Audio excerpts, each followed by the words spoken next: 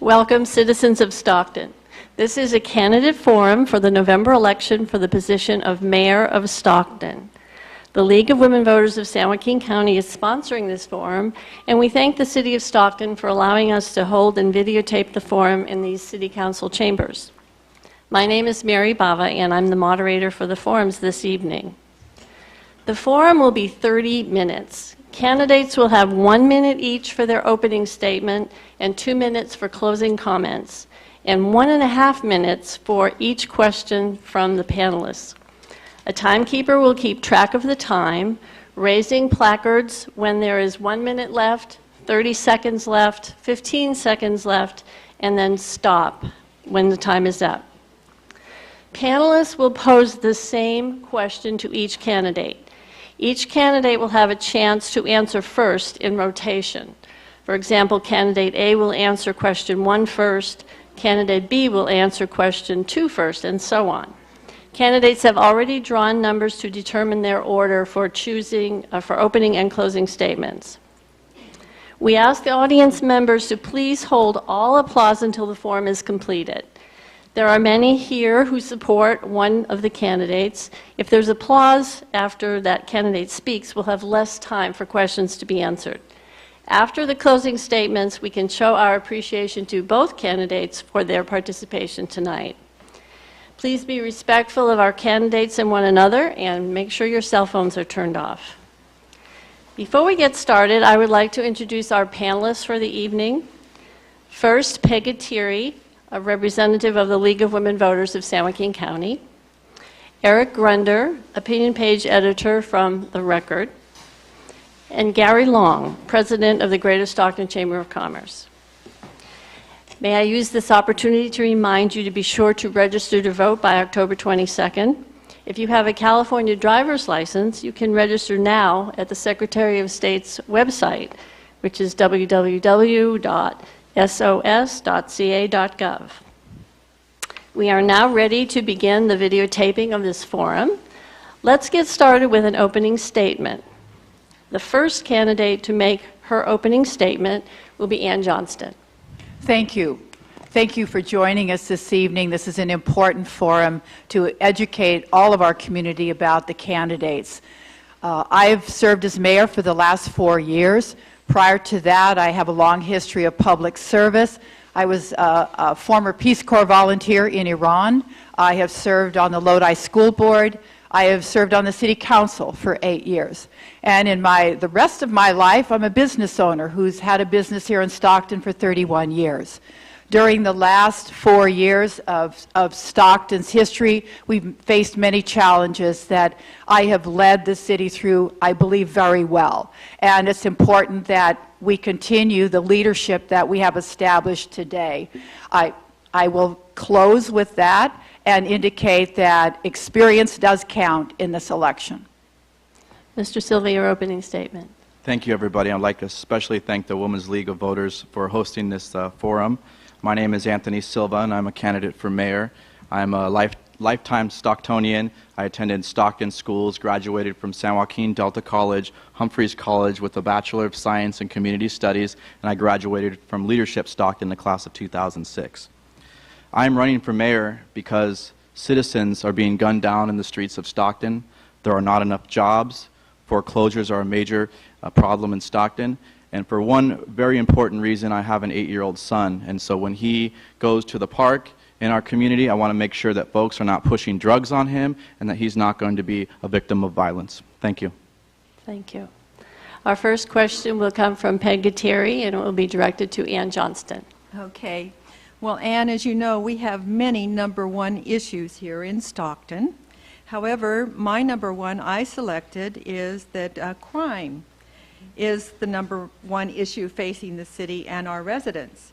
Not only that, it's not just crime, petty crime, but it's violent crime, which has many of us, seniors and other people, fearful for being on the street. What actions would you favor to reduce crime? And importantly, how would you pay for those actions? Thank you, Peggy. The City of Stockton has already taken a number of measures to try and reduce the violent crime in our community, because I agree with you, it is the #1 concern of our citizens.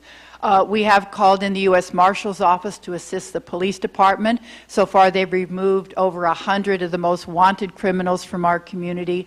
We have joined in partnership with the Sheriff's Department, the CHP, to do sweeps in our community to remove, again, violent criminals from our city. We still need much more, and that's why the Marshall Plan, which we've begun to implement, is focusing on an initiative called Ceasefire, whereby, in partnership with all the law enforcement agencies, we really bring in the worst of the worst and tell them they either can change their behaviors in our community, or, as someone said, a house will drop on them. That law enforcement will be on them totally. And this is really important that we actually make this happen, and we will happen, and we'll only be able to do it budget-wise because of the partnership and the sharing of resources with all the law enforcement agencies in our community, which are on board with Operation Ceasefire. Thank you. Would you like the question repeated, Mr. Silva? Or? No, thank you. I have it. 75 murders in the last 12 months, 50 in this calendar year. Over 270 Stocktonians have been shot. There's 70 gangs. There's 1 police officer for every 1,000 folks in our community. This is outrageous. And this is not a fairy tale, and this is not a movie. This is a reality here in Stockton, California. And a bunch of committees is not going to do the job. So we need to do whatever it takes, allocate more resources by way of grants, corporate sponsors, hosting community events to help pay for more police officers, especially so we can retain the experienced police officers before they leave and go to other cities like Oceanside. We also need to do an aggressive plan, evidence-based practices to fight crime in Stockton. My strategy is to do something similar like they did in the city of New York during the 1990s, where they reduced crime by 56%. And we need to highly target smaller crimes like graffiti and property damage. We need to set a tone in Stockton that we're not going to tolerate crime. And just last week, I got a phone call from a family across from Victory Park, right on Pershing, and in broad daylight, somebody came in their home and they robbed them. And they walked out and they pointed a gun to the young man's head and they said, "I got your Sony PlayStation, what are you going to do with it?" And they walked out and they had taken everything that that family has. And an hour and a half later, the police responded. And when they got there, they told the family, "We're doing the best we can. If you have any more concerns, then call Mr. Silva." And this family called me, and they had nothing left. This is a reality here in Stockton, California. We must make crime the #1 priority. Thank you. Our second question will come from Gary Long. It will be addressed to Mr. Silva. Mr. Silva, what steps would you take to ensure a strong and lasting financial future for the city of Stockton? Thank you, Gary. First off, we know that we're in bankruptcy, and it's very embarrassing. We're the largest city in the nation to claim bankruptcy and file for Chapter 9 protection. So what we need to do now is we need to get the brightest leaders in this community together and figure out where we go from here. And I think it starts by restabilizing and restoring the local economy. We have got to make it easier for local businesses to open in Stockton and come here, because if they come and they open businesses, they're going to bring new jobs. And when we bring new jobs, we're going to be able to give people jobs and get especially young men and women off the streets and away from gangs. So we've got to make our permit processes better. It shouldn't take, #1, 9 months to open a business in the city of Stockton. It should take no more than 60 days. And if we have to reduce building permits like they just did in Lodi, where we reduced it down to $5,000, our building permit fees are $50,000, then we have to do it. I don't care if we have to do a 2-year moratorium, but we got to offer incentives for folks to come into Stockton and bring businesses into Stockton. And once we do that, we'll start to stabilize the economy. And another thing is, people do come for events. The Stockton is Magnificent event was a wonderful venue. The Stockton Asparagus Festival. We have the Weber Point down here. Before we start laying people off and always talking about what we're going to give up and who we're going to fire, the first thing we need to do is talk about, the citizens want to hear about, how are we going to generate revenue? What are we doing to make money for the city? And that's where we start. Thank you. Ann Johnston. Financial stability will come with an increase in jobs and an increase in business in our community. But the city is in Chapter 9 bankruptcy because we simply don't have money to run all the operations we would like to run. We ran out of money. And so it's important that we recognize that bankruptcy is, in fact, the first step on the road to our recovery. That's how we're going to stabilize our finances so that we can build from here.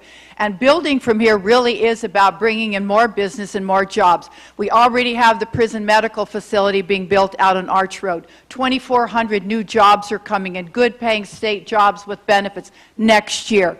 The port has the Marine Highway Project going, where we're going to open up our port to international markets and put new businesses and new jobs right here in the heart of our community. So we've got that going. Probably more importantly for the average citizen is to know that our Community Development Department, our permit center, is, as we speak, being restructured to meet the needs of the business owners that are in this community who want customer-oriented service, who want to know they can get their permits quickly, who can see their fees reduced. All that is actually happening today. We're on board doing that. The council and I have made a commitment that we're going to be customer-friendly in that department, actually help businesses locate here, help them expand, and we have the staff on board to do that. We have the smart folks already hired that are going to turn this city around economically. That's what's going to do it.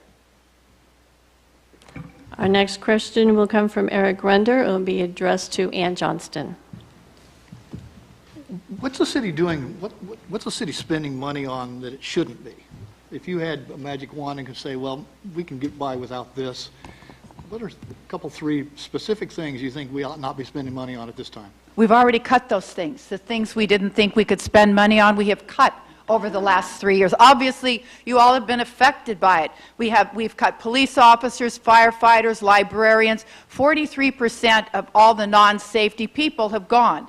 Do we close our libraries? Do we close our parks, our community centers, all of that? Will it make a difference? Hardly. I mean, we've come to this point because we've cut absolutely everything that we could, and the council said, stop. We're not going to cut services anymore because, guess what? We are responsible for the public health and safety of our community. We have to take your safety as our first priority. We're not going to cut anymore. So, frankly, there isn't any more cutting to do. That's why we entered Chapter 9. That's why we're trying to stabilize our staffs, particularly our police officers. And we are hiring more police officers. There are vacancies. There's funding for that. We've got grant funding for that. And we're moving forward to make those kinds of positions, get them actually out on the street.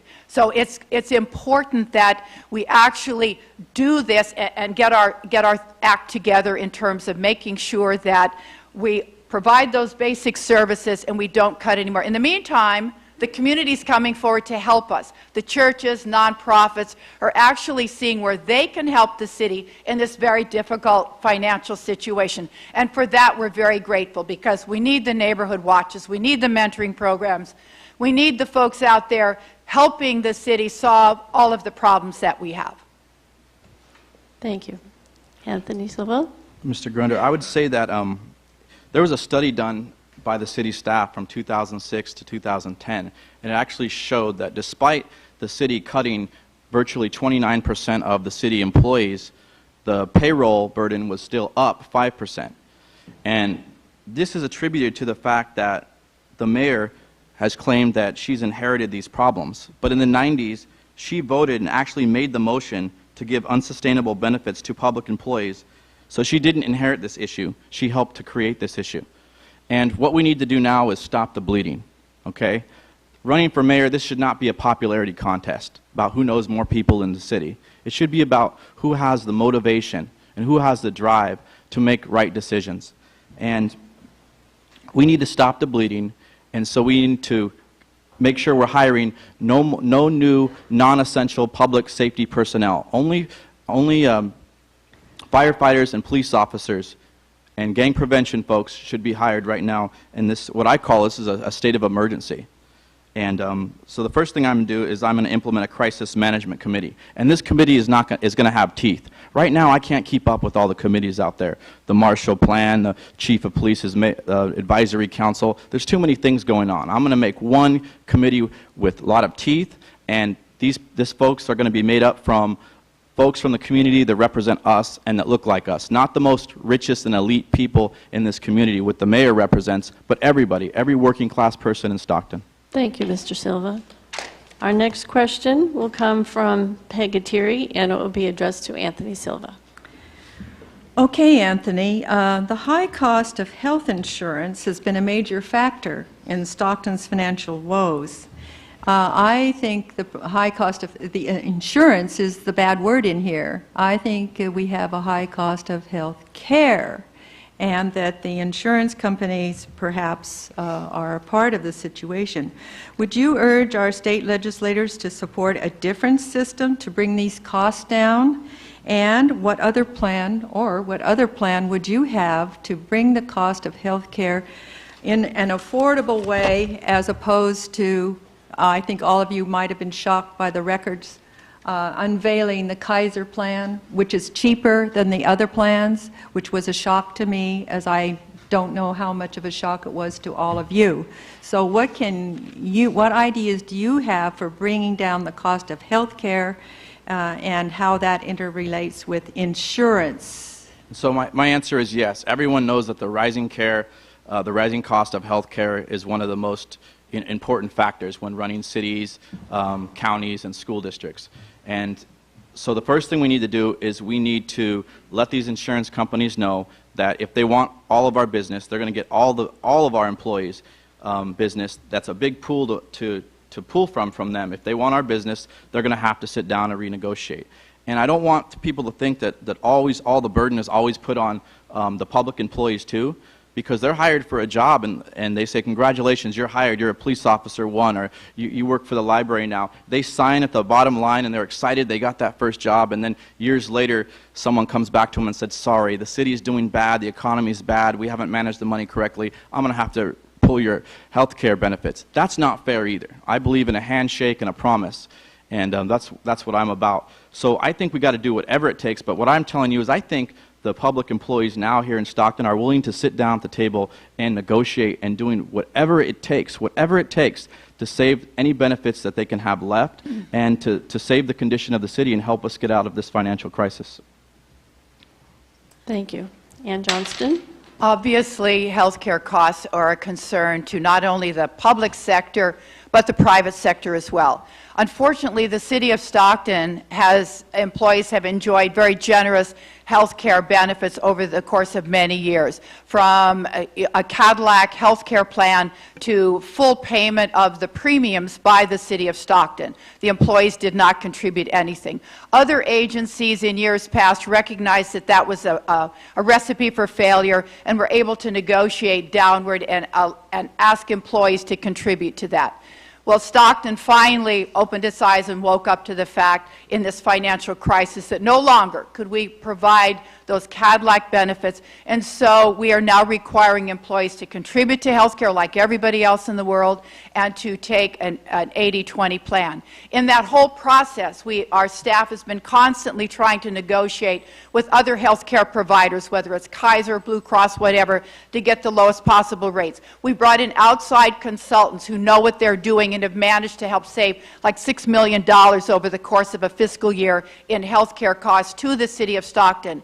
We are constantly fighting, like the private sector, with insurance companies who have not been necessarily friendly to us and who continue to want to make profits based upon their bottom line to our expense. So it's a challenge that we continue to meet, we continue to negotiate. It's at the top of our minds all the time, how we provide decent care, and yet we also afford what we can provide.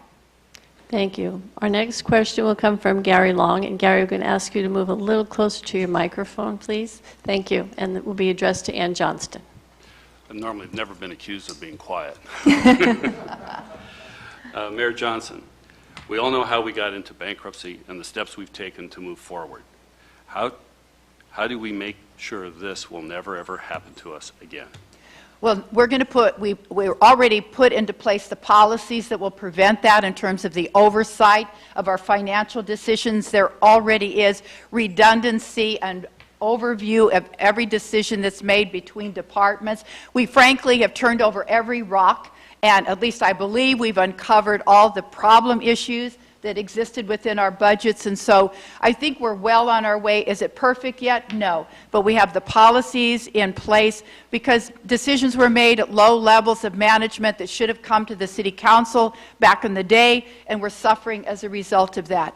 So we need to be sure that also that we elect people who have a good business sense, who ask the tough questions about budgets and where the money's coming from, most importantly, and how we're going to pay for anything we agree to do in the years to come. Some of that didn't happen in the past, and so everyone thought the good times were going to roll forever, and they never realized what it would cost should healthcare costs escalate, should the housing market collapse, should the foreclosure crisis hit. All of these things came about, but I think you need good people who have that sense of what budgets really are done.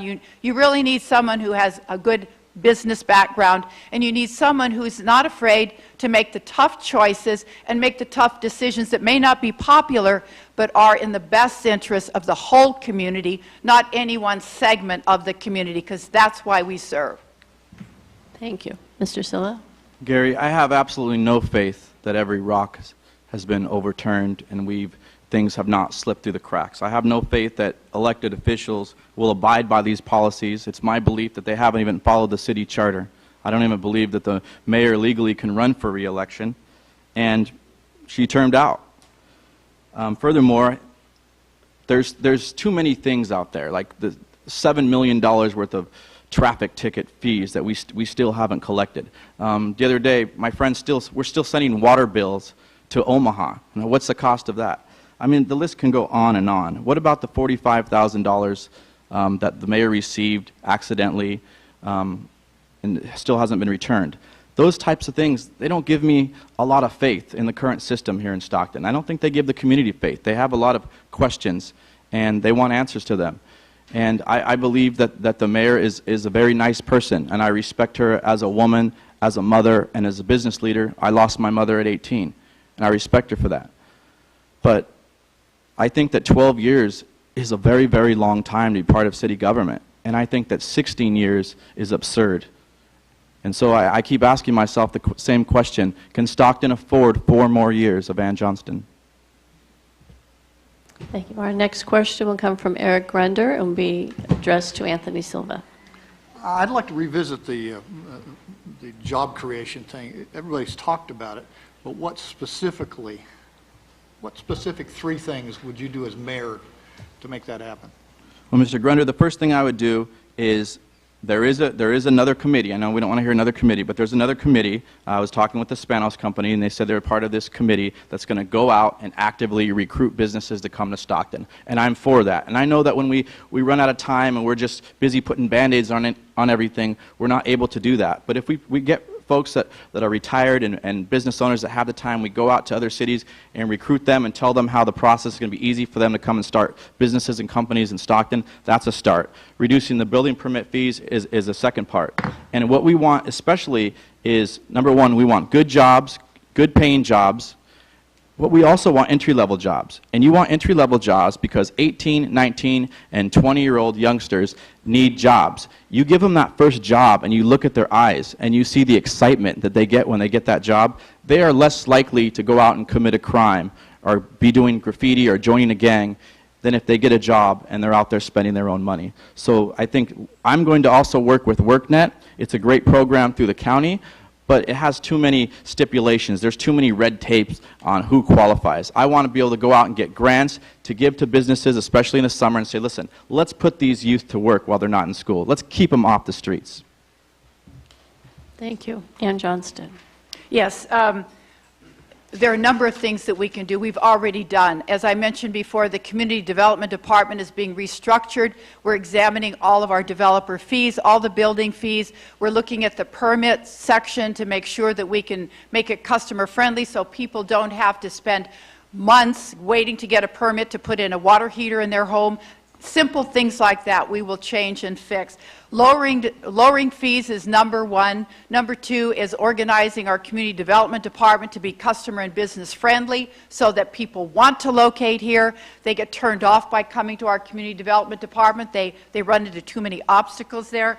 Third, something we've already done as a council, we passed an ordinance that requires local hire for any of the public works projects. So people who come in and do big construction projects have to hire 50% of their people locally. We saw too many times where big companies would come in, take our money, and send it back to Texas or someplace. Now, those people have to hire locally. We did a settlement with the state prison system that, again, requires local hire, requires local procurement, forces companies to actually buy from local suppliers. That's what builds business, that's what increases our economy, and that is what promotes jobs and allows companies that exist here to expand and grow. So these are the things that are working in our community and will work even better as we go forward because we put the foundation in place. Our next question, one more question, thank you, will be from Pegatiri and be addressed to Ann Johnston. And one of the things, given that we have so many problems and so many challenges ahead, one of my grieving issues is the lack of civil discourse and civility in discussion, that we have difficult things that have to be on balance solved. How do you propose to maintain a balance of discussion of issues and getting them into action? Well, as you know, at our public council meetings, we have many members of the public who come forward with issues, and it's important that we provide as many public opportunities to people to bring their issues and their concerns to the City Council. And we try very hard to maintain civility. Back a year or so ago, we passed a resolution at this City Council agreeing to be civil not only to each other, but civil to the members of the public who come forward. And I try as mayor, wherever I am out in the community, to show that respect that every person deserves, no matter what they're saying. But we all need to have some basic decency and basic respect for each other's opinions. And I think we lead by example. And it's important that any of us that are in the public eye, that are business people or whatever, show that we are reasonable people, willing to listen to other people's points of view, and even though we might not agree with them, not have a hissy fit because we don't necessarily agree. So it's one of those things that, again, common decency, respect, civility go hand in hand. And again, it's really up to parents and teachers and clergy and leaders in the community to show by example that they can have that public civility, that public discourse that's so crucial to a democracy, because frankly, ladies and gentlemen, things have really gotten out of hand, not only locally, but in our country in terms of the kinds of accusations that are made and the discourse that happens. Thank you. Mr. Silva.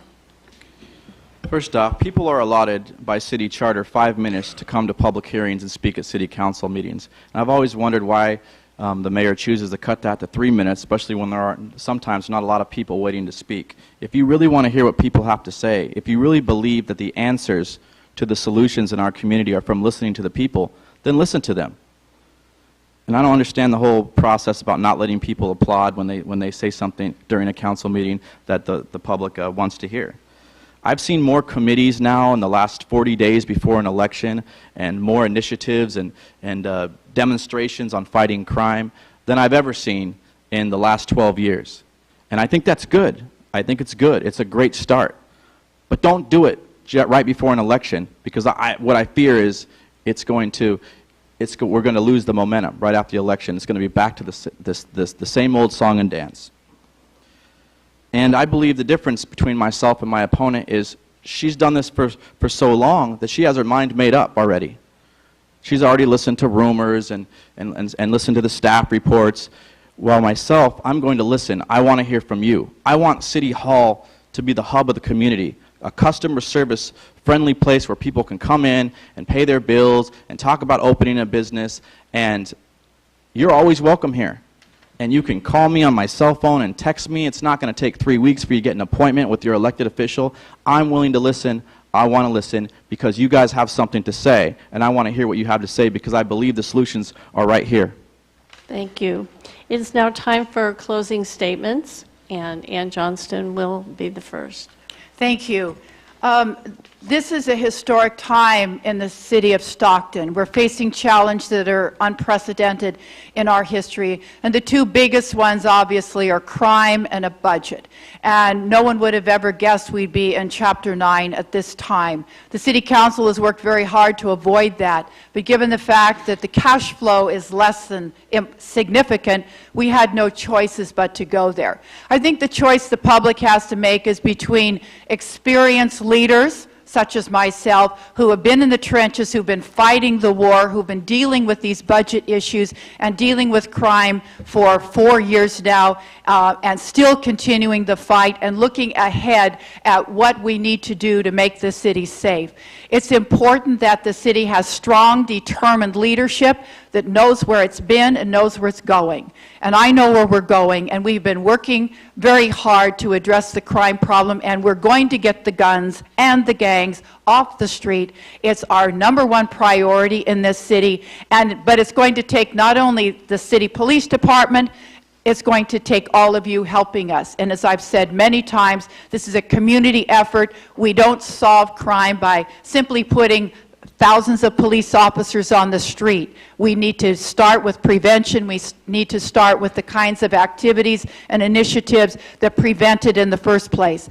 And Operation Ceasefire will be successful. It has reduced violence in other large cities by anywhere from 40 to 60%. That's gun violence. The other crimes we also will address in terms of getting more neighborhood watches up and running, more officers on the street, because we are hiring police. We are getting them out on the street, and we're working with our partners in law enforcement. But we need your help to make that happen, and you are stepping forward. And for that, I thank you, because we can do it together, because we are Stockton. Thank you. Mr. Silva. Thank you. Experience has made decisions that have led us to bankruptcy. Experience has reduced our police force by 25%. A new vision, new ideas is what this city needs. It's time for change, now more than ever.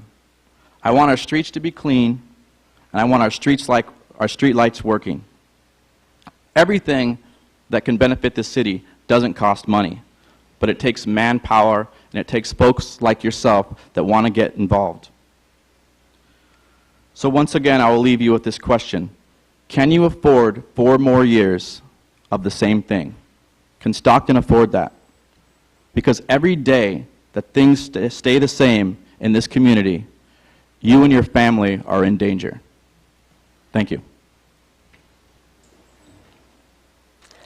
I would like to thank on behalf of the League of Women Voters, our panelists tonight for their questions, Mr. Gwender, Ms. Gutierrez, Mr. Long.